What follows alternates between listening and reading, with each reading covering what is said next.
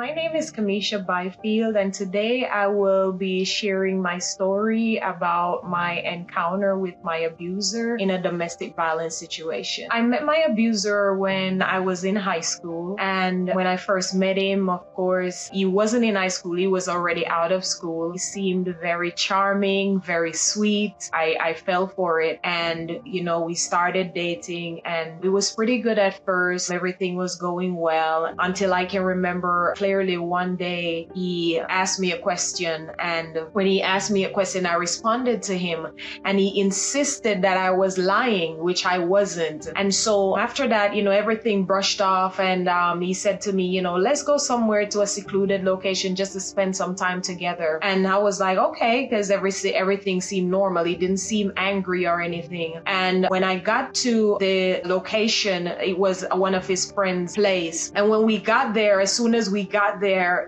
out of nowhere, he just started hitting me in my stomach. And I remember the pain was so excruciating that I couldn't even breathe. And I remember, without me even catching a breath, a few other blows came. And all I could do in that moment was apologize, even though I really did nothing wrong. So my abuser and I met when I was about 15 or 16. He was out of high school, so he was about 19 or in his 20s at that time. It was less than a year of us being together that the first abusive incident occurred. So for the first year that we were together, there was no anger. It was very sweet. We would see each other as often as we could. We would go out and, go on dates. We would talk on the phone all the time. So it was very good, in the initial beginning stages. There were no red flags. But even if there were red flags at that age, I wouldn't know how to identify red flags because he was my first. My mind couldn't catch up or grasp the fact that this person that I was so in love with, that is supposed to be my soulmate, really did this to me. As a victim in your mind, you try to make up all these excuses. I should have spoken out. I should have left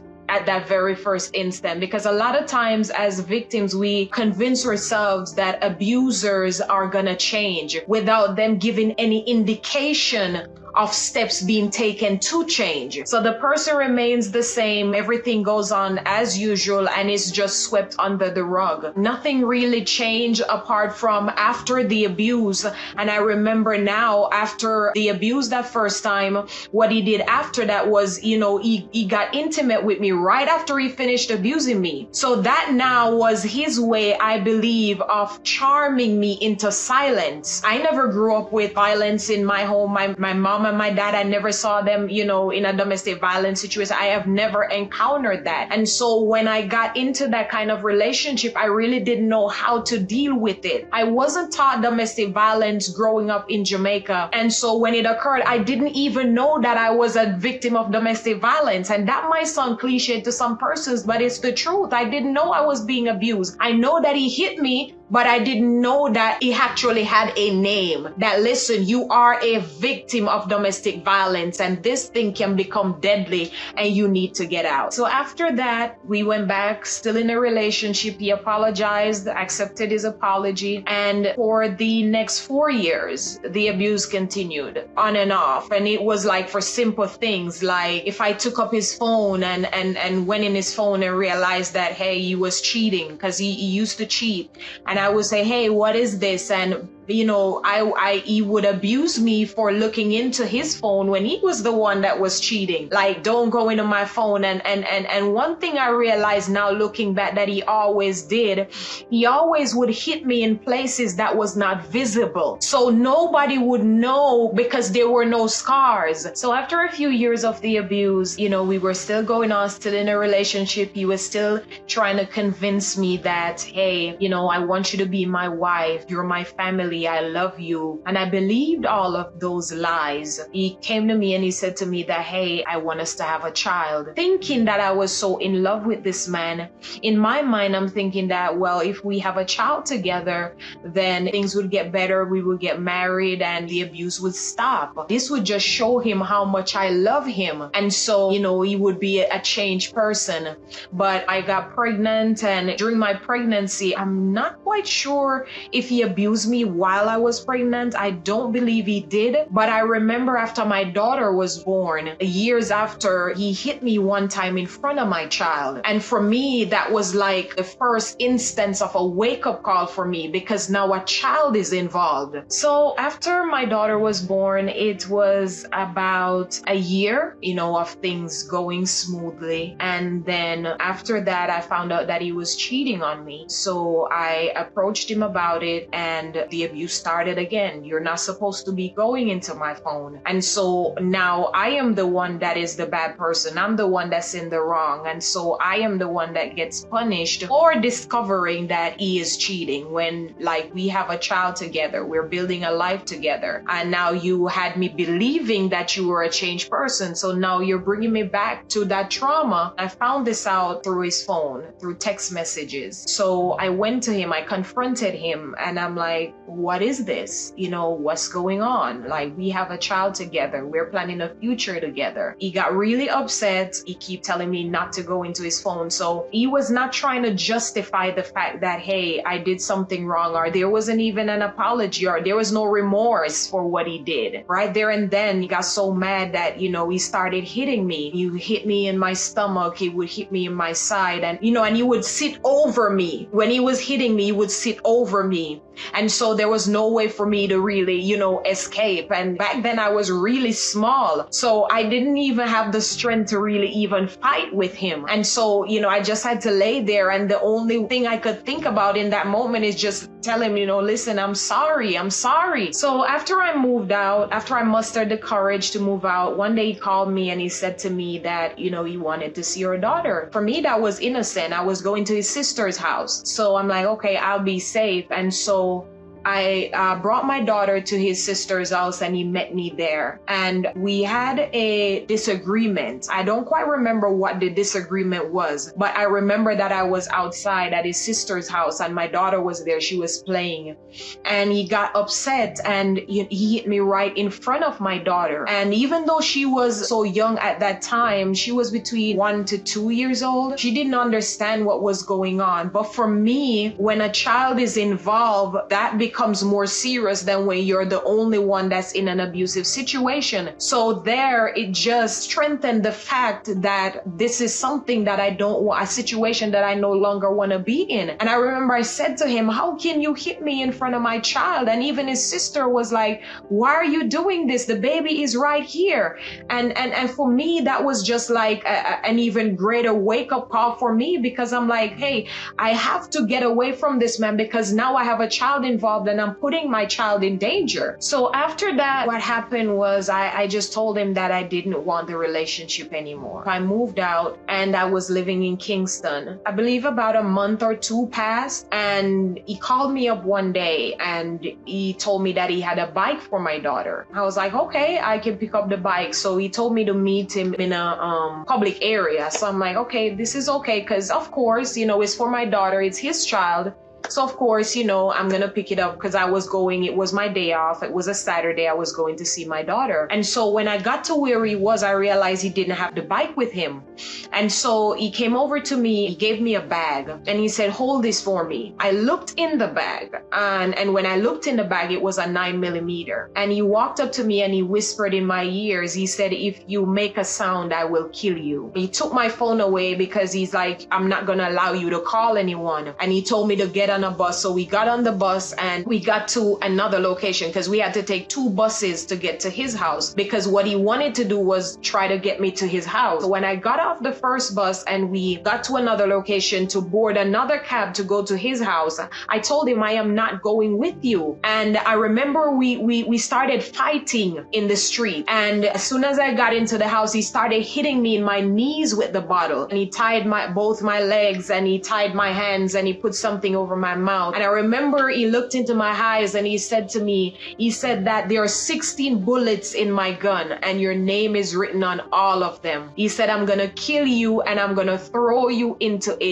ditch. And I remember all I could do was just lay there and cry. And a few minutes passed and he looked at me and he said to me, he said, I saw my daughter in your eyes. And he said, the only reason why I'll not kill you tonight is because I don't want my daughter to grow up without her mom. So I stayed there the night and I was devastated. I was terrified. And the morning we left, looking back now, because he didn't want me to say anything to anyone that occurred, he told me that I'm coming to your mom with you. When I got to my mom, my mom saw me and I believe she saw the fear on me. And she was like, are you okay? My mom was getting ready to go to church because I grew up in the church. I couldn't tell her that I wasn't okay because he still had the gun on him. Now my family is involved.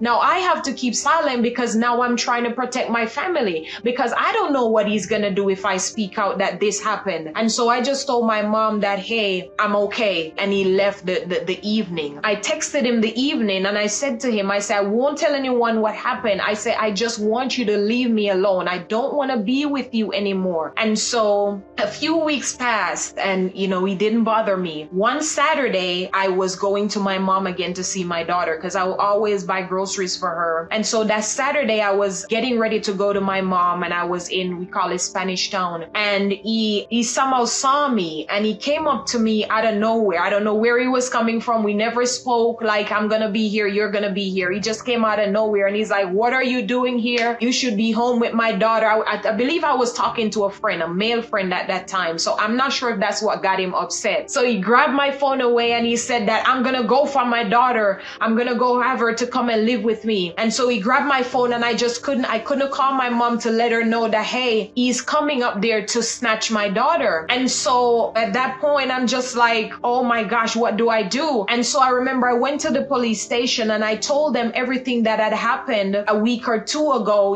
how he held a gun to my head. And the police said to me that, hey, we don't have jurisdiction in where the incident occurred. So they said to me that I have to go to the police station that had jurisdiction. And I was like, I don't have time. So I asked for a phone call and I called my mom. I called my brother. I told him what was going on. And I told him that, hey, he's on his way up there to snatch my daughter. And I told my mom, I don't know if he has a weapon. And so my brother, he had a police friend and he called him. And so him and his police friend, they went up to my mom. They preceded me to go to my mom. When I got there, my daughter was not there. So my mom said when he came, he said that he's here for his daughter. So she asked him, does my daughter know that you're coming for your child? And he was like, yes, she knows. So my mom just pretended that she didn't know what was going on because she's like, she saw a bulge in his waist. So she's assuming he had a gun. So they didn't fight him or anything. When my brother's friend came, which was a police officer, they came and they couldn't find him anywhere. They were searching for him with my daughter. They couldn't find him. And so they continued to search and they found him in an abandoned building. And when they found him, he was there hiding with my daughter, but they didn't find the gun on him. So I believe that he hid it or he threw it away. So when they brought him back up to my mom's house and my brother's friend, the police officer, he was like, what is going on? So I told him everything that had happened from a couple weeks ago. How, he almost killed me, or he tied my hands and, bound me, told me he was going to kill me. And my mom broke down. She was so devastated. And I remember she looked at him and she said to him, she said, I worked so hard for my children. Why would you do this to my child? And my mom she just started crying. And my brother, he was so mad. My brother swore that he was going to kill him. And he was like, why would you do this to my little sister? So after that, he got arrested. I told the police everything that happened leading up to that event. And he got arrested and they brought him to the jail that had jurisdiction over where he lived. And so after that, I was still working and I had to be taking time off from work, going to court. And during this time, I was getting threats from his family. Even after all of that, I just didn't have the heart to see him go to prison. I really just wanted him to just leave me alone, to be safe. And so I remember the last time I went to court, I told the judge, I say, I just want him to take care of his child and just to leave me alone. And so after that, that he got out of jail and he was on, I believe he was on 2 years probation. We weren't together anymore, but I would get threats from him constantly. I would be in Spanish Town and I would get a call and he would be like, oh, I know where you are. I can get somebody to blow your brains out. And this would happen constantly. So after a while, I became fearful to even, go to that location because I'm like, is something going to happen to me? So I would be going to the mall or going about doing my business or doing stuff on my daughter. And I would just be looking over my shoulder, wondering, is something going to happen to me? Is he going to call? Is he watching me? Does he have people watching me? That was a very scary time for me. But after like a few months of him threatening me and realizing that, hey, I'm not going to fold, the abuse stopped. So when he finally stopped calling, stopped threatening me, it was like a weight off my shoulder. So now for me, I'm married. My daughter now, she is 18 going on 19. And my abuser, he passed away. And I'm glad I forgave him. Forgiveness is not for the abuser. Forgiveness is for you. So right now, I'm 36 years old. I am a survivor, proud survivor of domestic violence. And I have written 3 books. I also help people to publish their own books, their own stories. So, I thank God for my journey because, now I am stronger and I'm better. I've also started a movement called Operation Exit. And what this does, I gather different survivors of domestic violence and molestation and rejection. And we go into different areas, different countries, different territories, and we share our testimony and we share tools of how we overcame, so people can exit not only from abuse, but also from the aftermath of any abuse or trauma that they had faced. So that's my way of speaking out and giving back and, just sharing based on what I've been through. So for persons that are in domestic violence situation, I would advise you to get out. But in getting out, you have to come up with an exit strategy, because just getting up and telling your abuser that, hey, I'm gonna leave, you're opening the door to be harmed or to even ultimately be killed. So I would say, come up with a strategy, talk to persons that you can trust, speak out, and come up with a plan. And be like, okay, this is what I'm going to do to exit from this situation. And when you exit from that situation, get some counseling, talk to somebody. You are not your story. It is not your fault. What happened to you, it's not your fault. But I'm here to tell you that what you have been through, you can overcome that. You can be a better person and you can heal from your trauma.